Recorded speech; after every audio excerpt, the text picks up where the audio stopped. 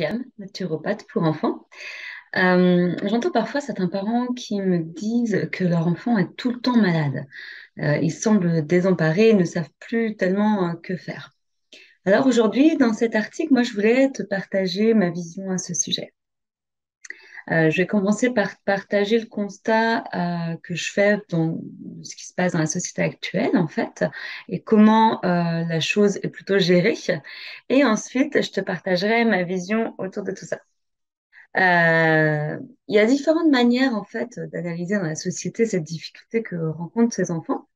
Dans un premier temps, en fonction de l'âge de l'enfant, faut prendre conscience que ça peut être complètement normal, en fait, d'avoir un enfant qui serait un peu plus souvent enrhumé. C'est ce qu'on appelle l'adaptation, en fait, la maladie d'adaptation.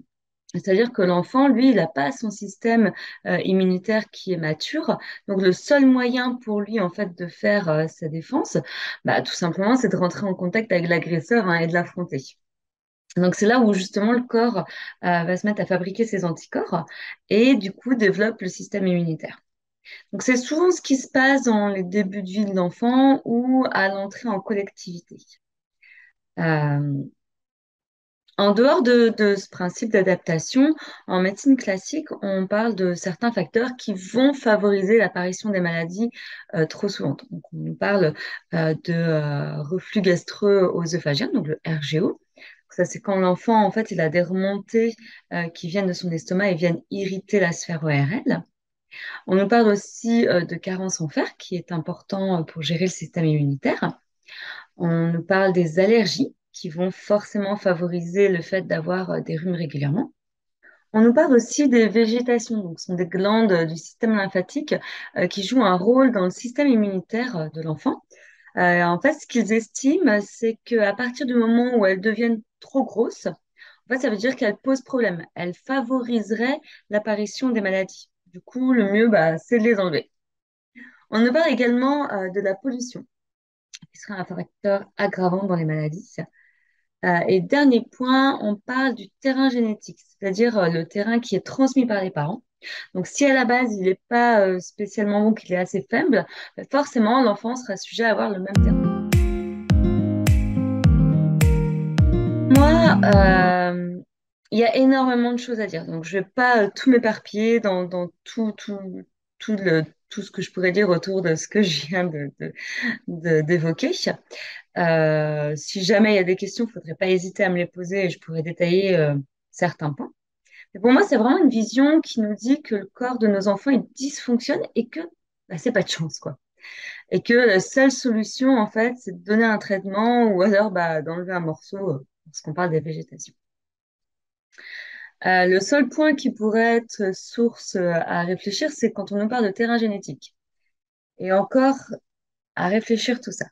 Donc moi, je pense qu'en fait, notre corps, il est quand même intelligent.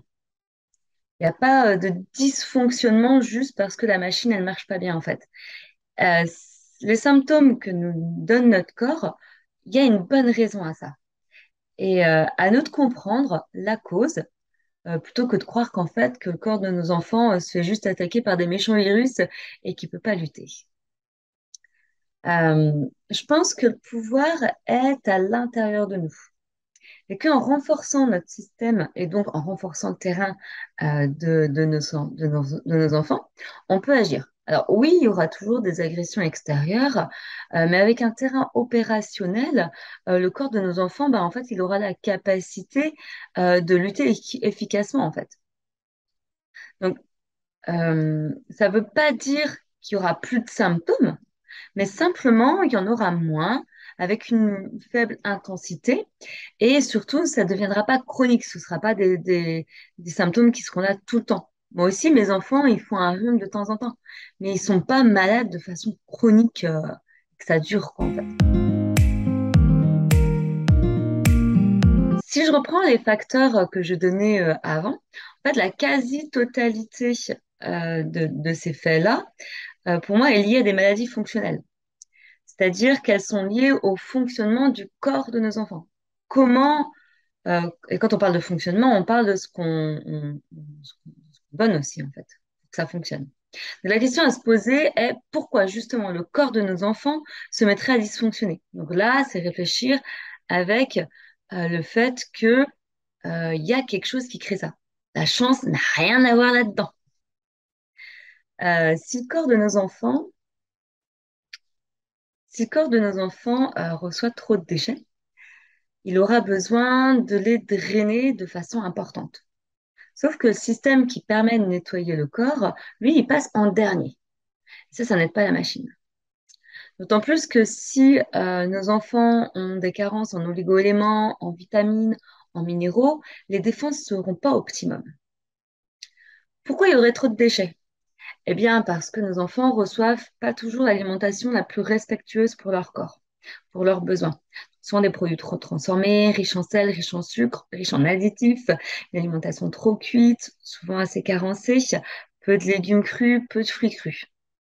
En gros, je parle du terrain de l'enfant. Donc, j'ai déjà fait une vidéo à ce sujet, je te mettrai le lien en description, comme ça tu pourras aller la voir. Je ne vais pas me reparler que du terrain de l'enfant et comment agir dessus. Là, je te renvoie à cette vidéo-là. Mais en tout cas, il y a de nombreuses solutions à envisager pour améliorer la vitalité de nos enfants. Et ça passe aussi par ce qu'ils mettent dans leur ventre, clairement. Tu peux ne pas me croire, mais je vais te donner un exemple. Moi, mon fils, quand il était petit, avant ses 3 ans, il faisait des otites à répétition. Le médecin nous donnait toujours des antibiotiques, euh, tout le temps, c'était toujours que ça. Moi, j'en avais marre, en fait. En plus, à chaque fois, ça revenait. Et puis, voilà, on a stoppé les traitements et on est passé avec l'homéopathie et les huiles essentielles. Et à la même période, il s'est mis à tousser gras. Je crois que c'était même en plein mois d'août. Bizarre, quoi. On a commencé à faire un suivi avec l'allergologue et au bout d'un an de suivi avec l'allergologue, en sachant qu'elle surdosait les médicaments, sans aucun résultat, j'ai proposé qu'on arrête les produits laitiers à mon mari. Juste ça, on a juste modifié ça. En un mois, tout est rentré dans l'ordre. En un mois, on a arrêté cette toux, alors qu'en un an, l'allergologue n'a pas réussi. Alors clairement, moi, je pouvais pas nier, mon mari pouvait pas nier, c'était flagrant. Voilà, je te donne ce simple exemple. Si tu veux qu'on en discute, il n'y a aucun souci, fais-le en commentaire. Cette vidéo-là, aujourd'hui, elle est là pour t'apporter une des prises de conscience. C'est vraiment une petite graine que je plante. Si tu as des questions, comme je te le dis, viens me voir en commentaire ou viens me voir ailleurs. Mais en tout cas, n'hésite pas. J'espère que cette vidéo t'aura plu. N'hésite pas à la liker, à la partager. Moi, ça m'aide beaucoup à me faire connaître et puis surtout à partager cette vision à tout le monde. Et abonne-toi à ma chaîne YouTube. En attendant, je te souhaite une bonne fin de journée et je te dis à bientôt. Au revoir.